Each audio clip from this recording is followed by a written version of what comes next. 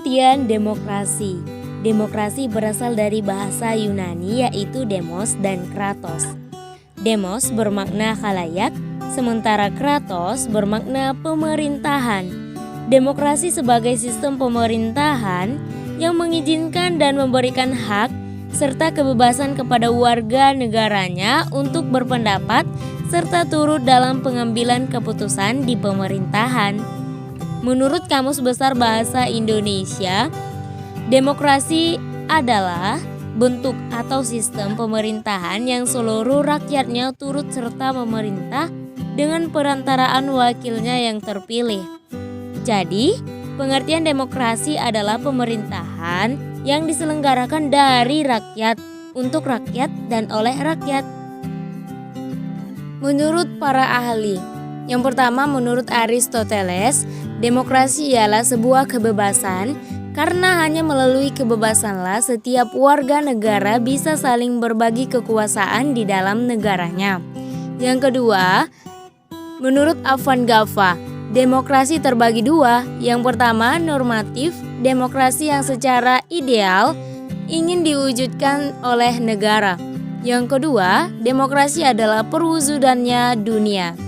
Yang ketiga, menurut C.F. Strong, demokrasi adalah suatu sistem pemerintahan di mana mayoritas rakyat berusia dewasa turut serta dalam politikan atas dasar sistem perwakilan.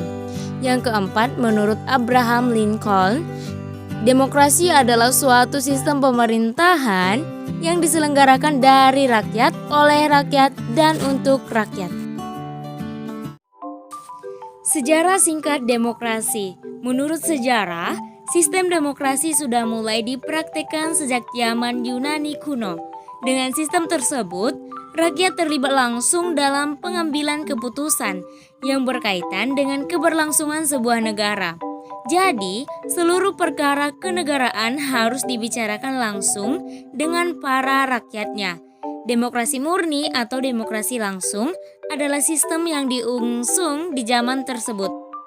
Ribuan tahun kemudian, pada abad ke-6 sebelum Masehi, bentuk pemerintahan yang relatif demokratis diperkenalkan di negara-negara bagian Athena oleh Clisthenes pada 508 sebelum Masehi.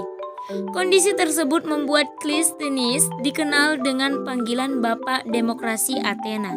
Saat itu, Athena menganut demokrasi langsung dan memiliki dua ciri utama, yakni pemilihan warga secara acak untuk mengisi jabatan administratif dan yudisial di pemerintahan, dan majelis legislatif yang terdiri dari semua warga Athena.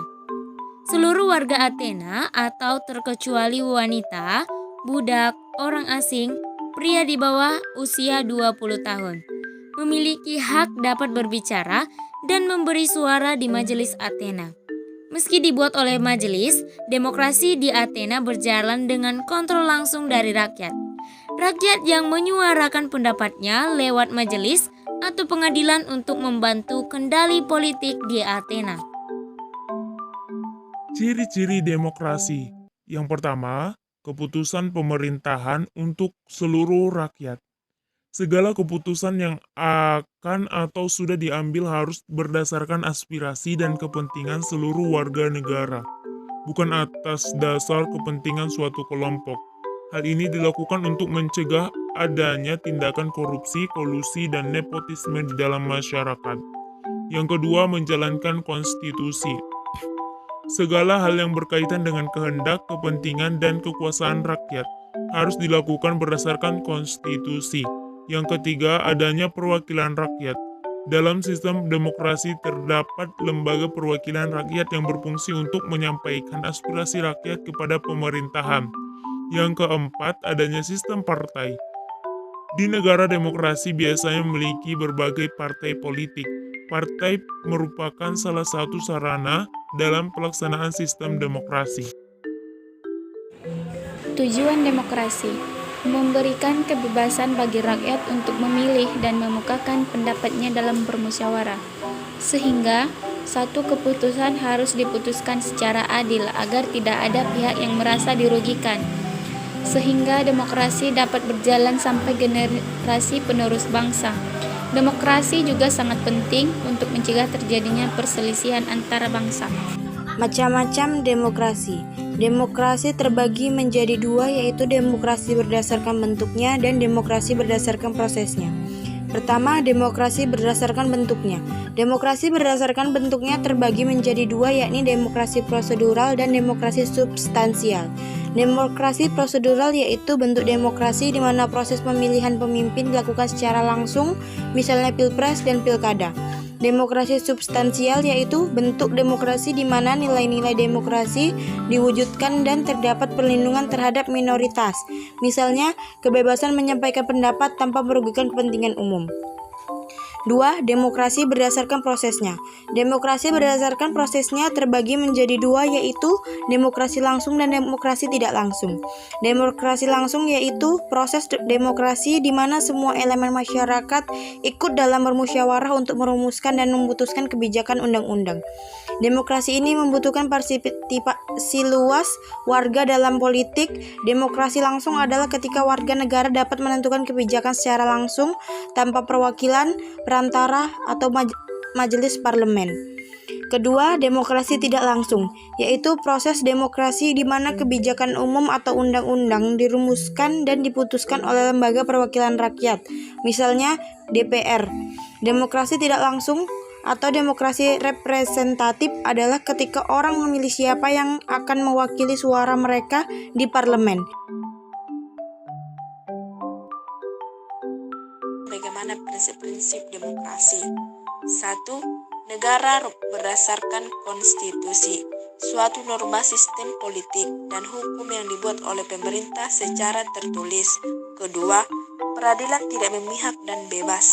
Pemerintah tidak boleh melakukan intervensi dalam proses peradilan karena sistem pemerintahan demokrasi menganut peradilan bebas. Ketiga, kebebasan berpendapat dan berserikat.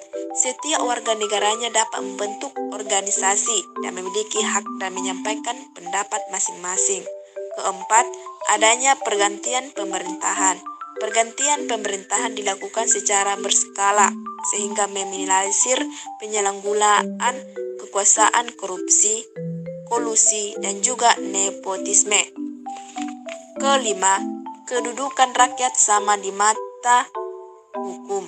Setiap warga mempunyai kedudukan yang sama di dalam hukum dan pelaku pelanggar hukum mendapat hukuman tugas sesuai pelanggarnya. Keenam, adanya jaminan hak asasi manusia. Pemerintahan dan segala institusinya harus menghormati dan menghargai HAM dan melakukan tindakan tegas terhadap pelanggar HAM.